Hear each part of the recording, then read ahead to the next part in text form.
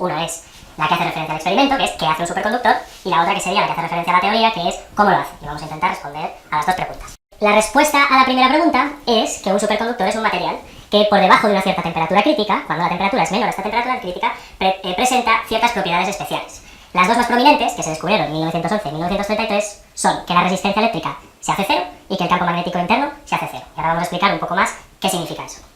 En primer lugar, el hecho de que la resistencia se haga cero, que es de donde le viene el nombre superconductor, en el sentido de que conduce súper bien la electricidad, lo que implica es que el modelo al que estamos acostumbrados de los metales o de los conductores no funciona ya bien. Nosotros estamos acostumbrados a pensar en un metal o en un conductor como una red de iones, pongamos de cobre, y los electrones alrededor formando una nube que está más o menos libre dentro de ese conductor y que fluye cuando se pone una diferencia de potencial.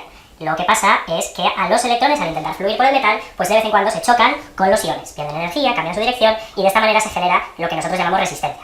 El modelo, la ecuación, si queréis, más simple con el que se tiene en cuenta esto es la famosa ley de Ohm, que por supuesto no está nada bien diseñada ni funciona nada bien para el caso de los superconductores, pero que en cualquier caso la podemos usar hoy para hacernos un poco una idea de qué significa que la resistencia se haga cero.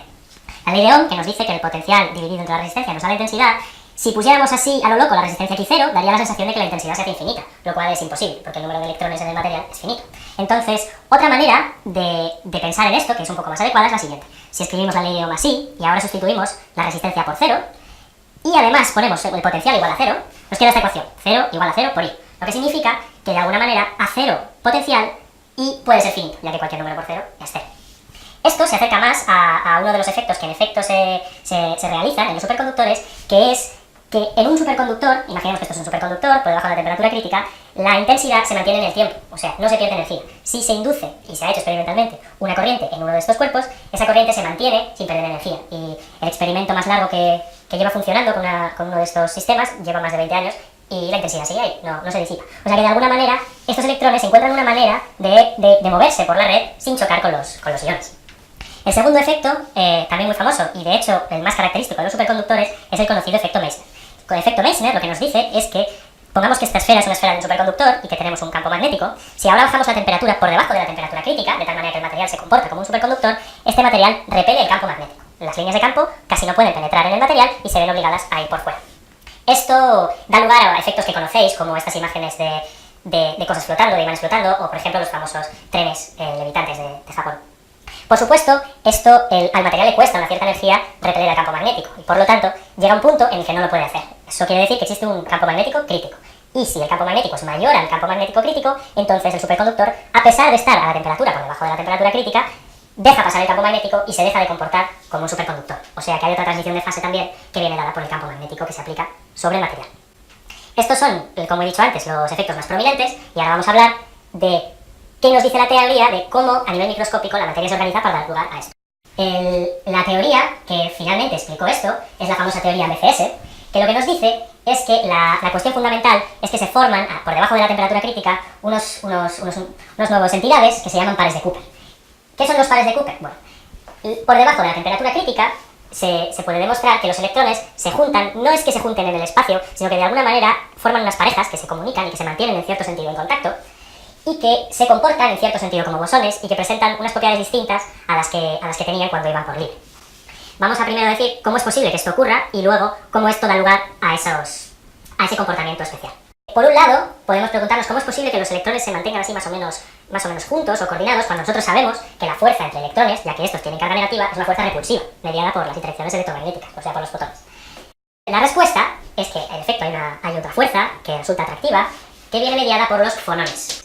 ¿Qué son los fonones? Los fonones son unos modos que surgen de las vibraciones colectivas de la red. Los iones, de cobre o lo que sea, se mueven y cuando lo hacen de manera coherente, dan lugar a unos modos que llaman fonones. Por debajo de cierta temperatura, la temperatura crítica, estos fonones ejercen una fuerza atractiva entre los electrones que da lugar a que formen estas parejas coordinadas. Cuando en el material hay muchas de estas parejas coordinadas, da lugar a una gran coherencia cuántica. ¿Esto qué quiere decir? Nosotros estamos acostumbrados a que los efectos cuánticos solo ocurran a nivel microscópico. Y esto es porque a nivel macroscópico se pierde esa coherencia. Cuando, por alguna razón, esta coherencia se mantiene, da lugar a efectos cuánticos macroscópicos, que son precisamente, entre otros, los que hemos hablado antes de la superconductividad. No es fácil dar ejemplos basados en imágenes clásicas de cómo funciona la mecánica cuántica, si no, no sería tan raro.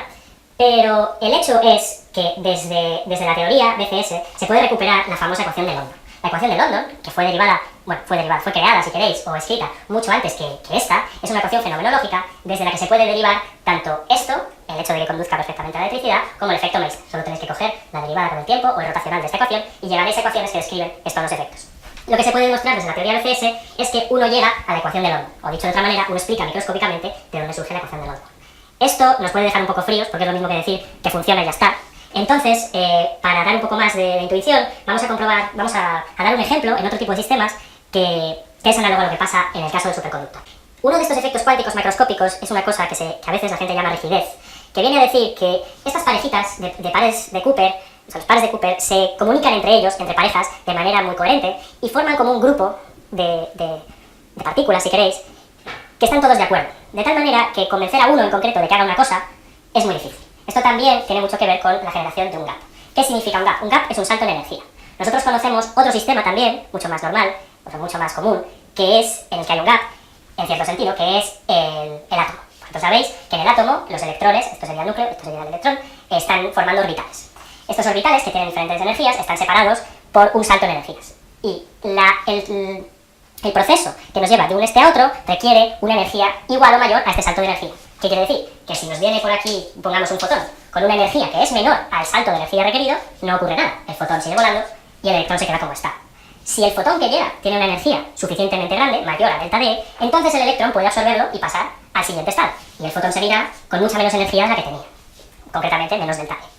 Algo parecido pasa en los superconductores. Cuando se genera un gap, se genera una norma cuántica que te dice que los saltos de energía tienen que ser suficientemente grandes. Y esa es la manera que tienen los electrones de saltarse a la torera los choques con esta gente. Porque ellos van desplazándose y cuando toca un choque, si ese choque no es suficientemente energético, está prohibido. Y por lo tanto, siguen adelante. Igual que el fotón sigue adelante al cruzar el átomo. Y esta es un poco la explicación de cómo funcionan los superconductores.